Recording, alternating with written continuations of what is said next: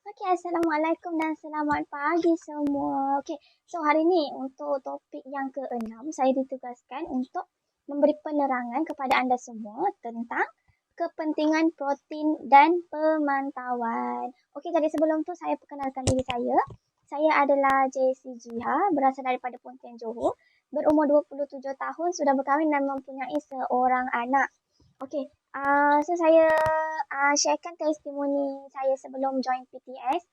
Masa first join PTS berat saya adalah 70.2 kilogram dan sekarang saya dah 64 kilogram. So saya dah lost lebih kurang dalam 6 kilogram. Okay, so masa first saya sebelum join PTS, apa yang saya mengalami, orang selalu cakap saya pregnant. Pergi mana-mana orang cakap, wah pregnant ke. So saya dah jadi macam give up. Saya ada juga mengamalkan diet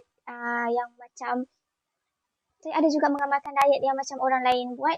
Contohnya macam tak makan nasi, makan buah sahaja, makan sayur sahaja. Lepas tu ambil suplemen yang beli dekat luar. Lepas tu apa yang saya rasa, saya lemah, tak ada tenaga macam tu. Jadi saya ada kenal seorang ni untuk invite saya masuk PTS dan hasilnya saya turun 6 kilo tapi badan saya bertenaga. Saya boleh pergi ke mana-mana yang saya nak tanpa rasa penat, tanpa rasa lesu. Okay, so untuk topik yang hari ke-6 ni adalah kepentingan protein dan pemantauan. Okay, so sebelum ni siapa yang pernah diet tapi mengamalkan diet yang tidak sihat? Contohnya tak makan nasi, gantikan nasi dengan mi. Lepas tu seharian makan buah. Ambil suplemen dari luar. Kurang minum air kan. Apa kesan dalam badan kita? Okay, so untuk hari yang ke-6, apa kesan yang kita dapat kalau kita diet macam tanpa pemantauan? Badan kita ni otot akan mengecil. Sebab apa yang kita perlukan untuk turun berat badan adalah kena seimbangkan otot, kena seimbangkan air, tapi kita kena kurangkan lemak. Okay, so contoh dekat sini adalah diet yang tidak sihat. Yang pertama, kita diet tapi otot kurang. Kenapa otot kurang? Sebab kita tak makan protein yang cukup. Lepas tu air dan apa yang tak turun, apa yang badan kita akan bawa beban adalah lemak. Sebab konsep kita untuk diet adalah mengurangkan lemak. Okey, apa yang dalam badan kita ni adalah lebih kurang 23% lemak dan selebihnya adalah air.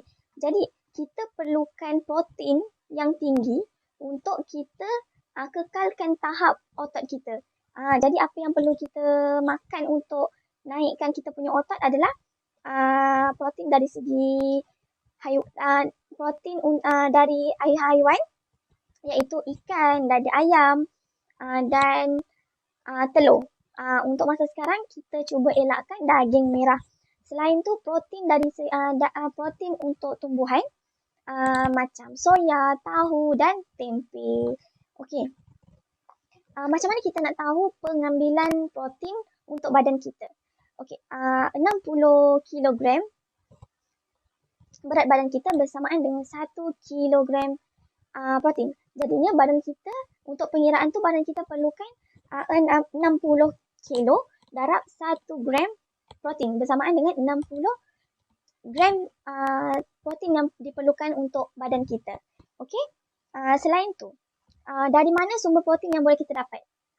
Daripada kita punya sarapan dan kita punya makan malam, iaitu satu hidangan shake. Okey. Anda semua tahu tak? 3 sudu rata shake bersamaan dengan 12 gram protein. Ditambah pula dengan F3. F3 tu apa? F3 tu yang protein yang botol kecil tu kan. Itu satu sudu bersamaan dengan 6 gram. Jadinya bila kita tambahkan 3 sudu F1 dan 1 sudu F3, total protein yang kita dah makan untuk sarapan sahaja bersamaan dengan 18 gram. Kalau malam 18 campur 18 dah 36 gram kita punya protein. Campur dengan lunch kita makan satu ekor ikan. Itu dah bersamaan dengan 60 total protein yang kita nak makan adalah 60 gram. Jadi cukup tak dia untuk tubuh badan kita, untuk otot kita satu hari? Cukup.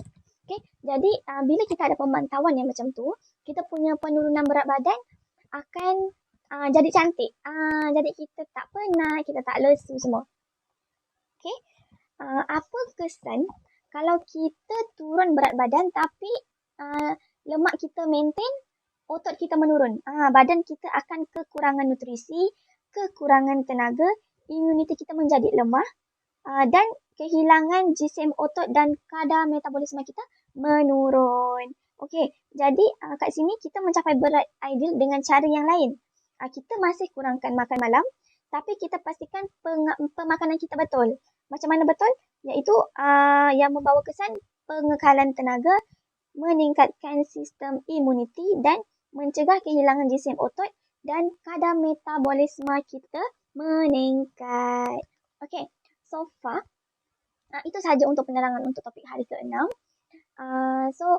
Saya harap untuk peserta-peserta baru, untuk peserta-peserta yang masih rejoin, tetapkan rejoin sebab kita nak sihat untuk diri kita, bukan untuk orang lain. Kita cuma bila kita sihat, kita dapat menginspirasikan diri kita pada orang lain untuk ajak sama-sama sihat. Okey, itu sahaja dari saya. Terima kasih.